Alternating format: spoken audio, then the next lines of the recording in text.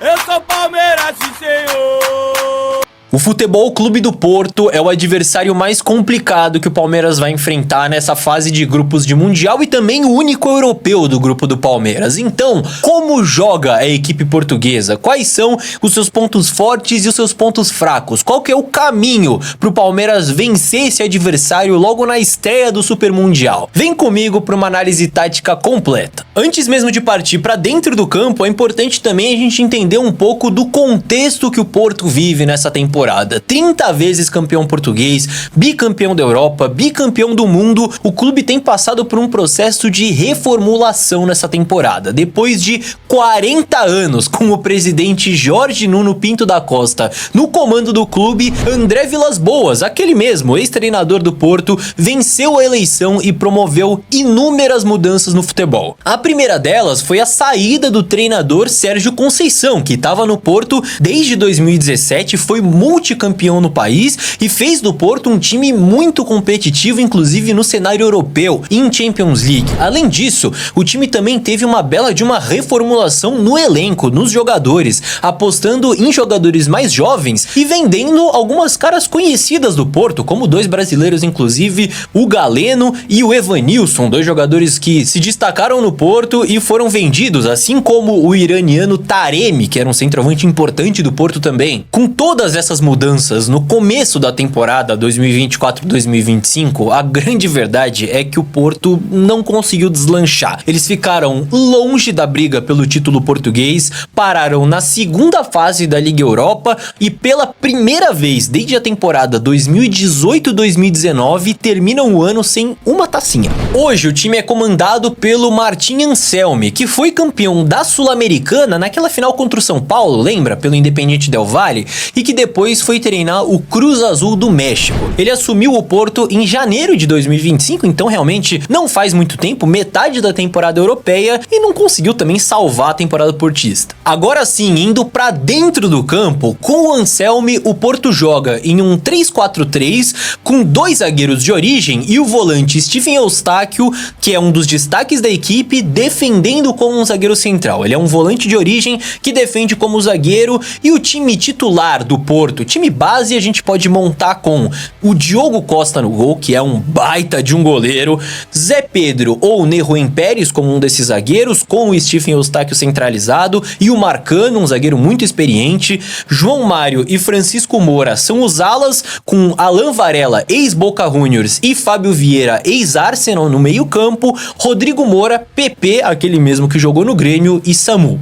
Quando o Porto tem a bola, o Eustáquio pode subir um pouco mais, né, nesse papel de volante, virando quase que um volante de novo ali quando a gente olha pro campo. Essa movimentação é bastante parecida com o que a gente via no Palmeiras com o Gustavo Gomes, né, que era esse zagueiro central na saída de bola, mas que muitas vezes saía um pouco pro Everton poder participar da saída também. Olha nesse lance aqui como o Eustáquio participa da saída como um zagueiro num primeiro momento, só que logo depois passa a jogar nas costas da primeira linha de pressão do adversário, sempre se movimentando para tentar gerar uma linha de passe para os zagueiros e para o goleiro também, para o Porto sair jogando. Ele é de fato o principal jogador do Porto nessa primeira fase de construção, né? Ele é o cara que vai ter o passe para quebrar a linha do adversário. Nesse outro lance aqui contra o Benfica, ele tá mais posicionado como um zagueiro mesmo e encontra um belo de um passe pro centroavante que quebra a primeira e a segunda linha de marcação de uma vez só. E se o Eustáquio é fundamental para esse primeiro momento com bola, quando a gente pensa num segundo momento,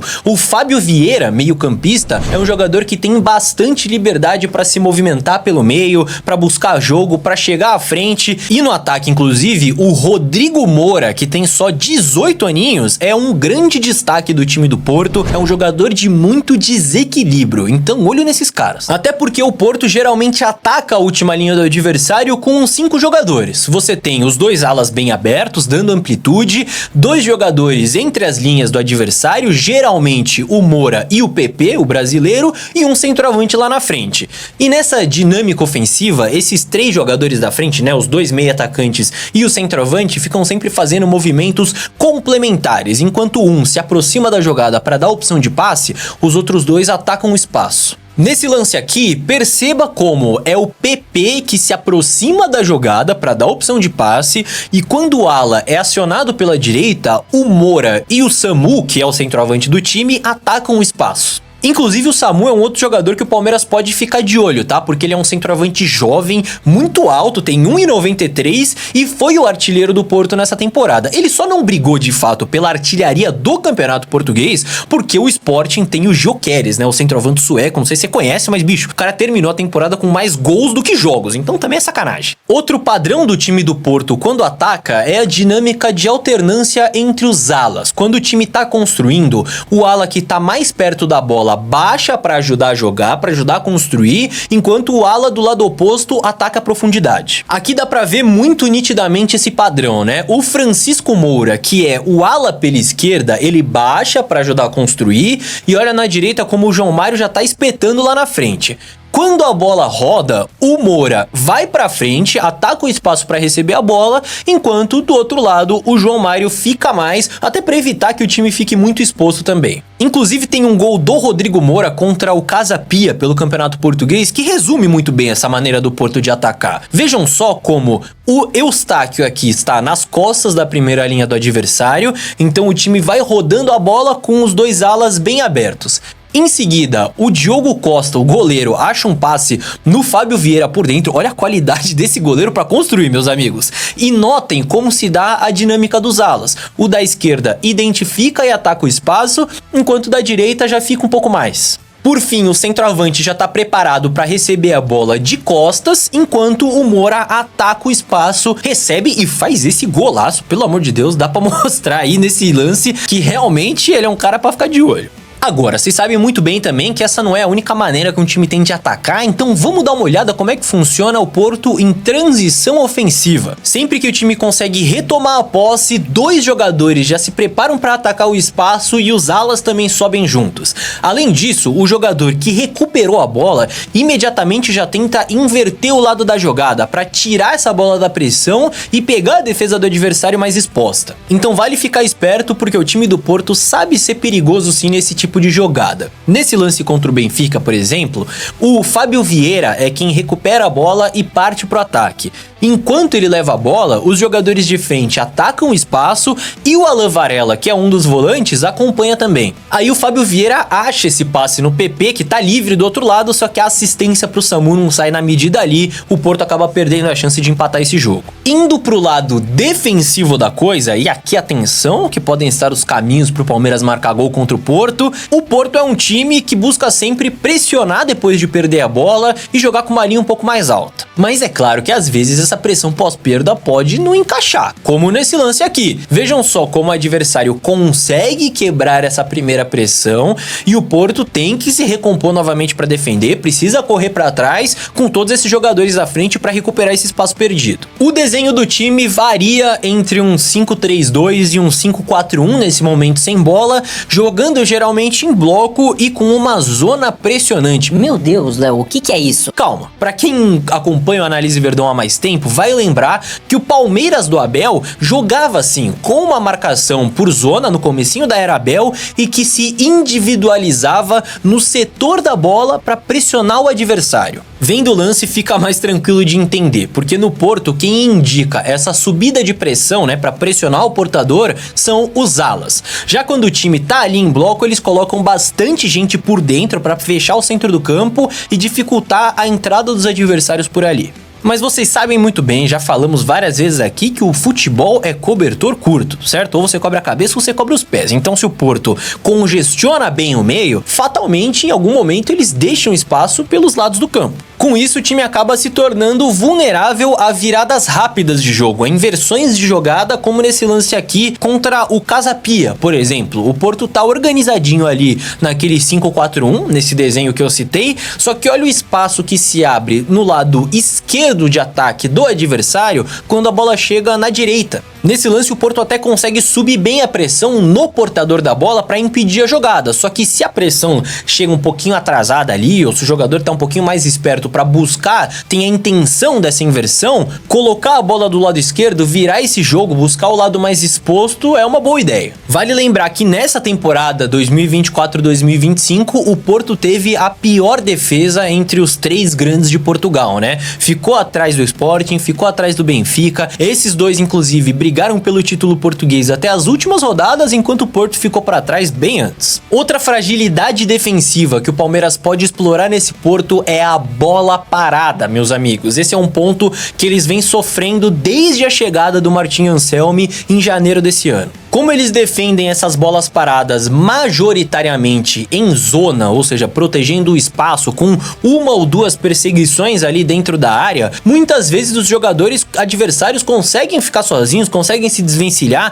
conseguem ficar numa boa posição para cabecear. Olha nesse lance aqui, escanteio do Benfica, como o Otamendi, zagueiro do Benfica, consegue tirar bem o seu marcador para chegar primeiro ali na entrada da pequena área, e o Florentino Luiz, que é ali o número 61, ele fica sozinho perto da marca do pênalti, né? Só que o cobrador aqui quis tentar um gol olímpico, aí fica difícil também. Mas é um ponto a se atentar, porque isso se repete também nas faltas laterais, não só em escanteios. Mais um lance aqui contra o Benfica, repara como a defesa do Porto tá toda marcando em zona e o jogador do adversário consegue uma cabeçada sozinho. Em seguida, inclusive, no rebote, o time demora para reagir e o Diogo Costa tem que fazer um milagre. Por sorte, o jogador do Benfica que pegou o rebote estava impedido, o árbitro acabou marcando depois que a bola saiu. Mas já deu pra ver que dá pro Palmeiras criar oportunidades através da bola parada, treinar ela direitinho antes do Mundial, só que fazer gol no Diogo Costa vai ser complicado, né? Eu falei de vários destaques do Porto, mas eu acho que o principal talvez seja o Diogo Costa. Ele não é goleiro titular da seleção portuguesa à toa, é um goleiraço, não só jogando com o pé, como eu mostrei naquele lance, mas debaixo das traves principalmente. Vai ser um cara difícil de bater.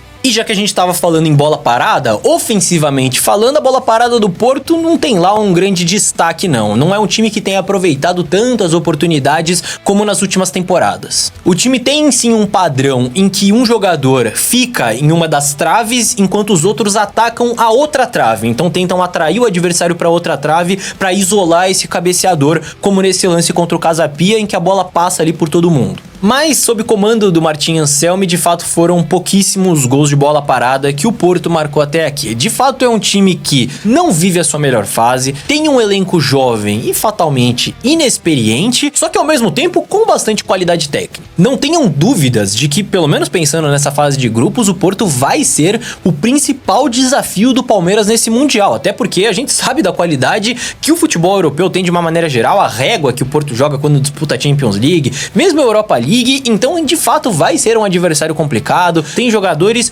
bons, é um time que tá em baixa, sim, é fato, não é aquele Porto de anos atrás, só que não deixa de ser bom e não deixa de ser melhor que Al Ahly e que Inter Miami. No entanto, comparando com outros possíveis adversários europeus que o Palmeiras poderia pegar, como o PSG, como o Real Madrid, Manchester City, enfim, a distância do Palmeiras pro Porto não é tão abismal quanto para esses outros times. Mas vocês sabem bem, né? Jogo de estreia, ainda vai ter aquele nervosismo de início de competição, não vai ser um jogo fácil e o Palmeiras precisa sim tomar todos os cuidados necessários com o Porto. E nessa análise deu pra ver, né? Deu pra entender tudo que o Palmeiras precisa tomar cuidado e que o Palmeiras pode aproveitar. Agora eu quero saber de você. O que você achou desse adversário do Palmeiras no Mundial? O que você achou dessa análise? Acha que dá pra ganhar? Comenta aqui que eu quero saber sua opinião. Aproveita também pra se inscrever aqui no canal, porque vai ter muita análise tática sobre esse Mundial. Ao longo desse mês a gente já analisou os 3 adversários do Palmeiras na fase de grupos, só que teremos outras análises pela frente, não só dos jogos, como antes desse Mundial começar também, então inscreva-se. E inclusive, se você quiser conferir a análise que a gente fez sobre o Al Ahly do Egito, adversário do Palmeiras na segunda rodada, é só você clicar na tela agora mesmo para assistir esse conteúdo. Te vejo lá.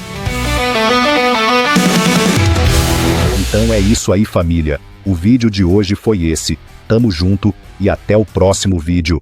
Avante palestra!